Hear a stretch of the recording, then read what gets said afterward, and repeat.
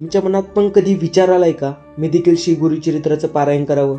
तर हा व्हिडिओ तुमच्यासाठीच आहे. जर हा विचार मनात आला असेल तर तुम्ही स्वतःला भाग्यवान समजा, कारण तुमच्यावर श्री दत्त महाराजांची कृपादृष्टी आहे.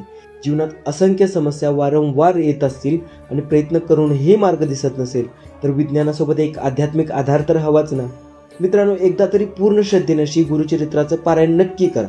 आता हे पारायण का करायचं, कसं करायचं, सगळ्यात महत्त्वाचं म्हणजे कोणत्या दिवशी करायचं आणि कोणकोणत्या नियमांचं पालन करायचं, आता हे सर्व आपण एकाच व्हिडिओमध्ये पाहूयात.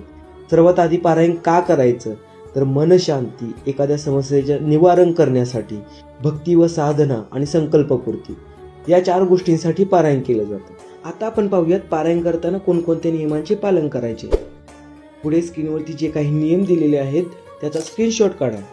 यामध्ये काही लोकांच्या घरामध्ये खूप अडचणी असतात. त्यांनी कुटुंबातील त्या सदस्यासोबत वाद न घालता हे पारायण आपल्या कुटुंबाच्या सुख, शांती, समृद्धी आणि समाधानासाठीच चालू आहे अशी विनंती करून समजूत घालावी.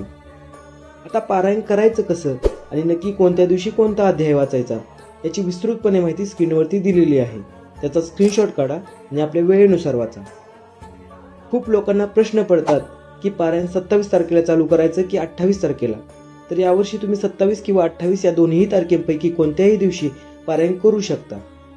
तुमच्या मनात पारायण करण्याची इच्छा व्यक्त होणं म्हणजे श्री दत्त महाराजांचा संकेत येणं होय. आणि हा श्री दत्त भक्तीचा प्रकाश आपल्यापुरता मर्यादित न ठेवता हा व्हिडिओ तुमच्या जवळच्या, आपुलकीच्या आणि गरजू लोकांना पाठवा. तुमच्या एका शेअरमुळे नक्कीच हा संदेश कोणाच्या तरी आयुष्यात शांतता, श्रद्धा आणि आधार देईल. पारायण सुरू करा. शुभम भवतु.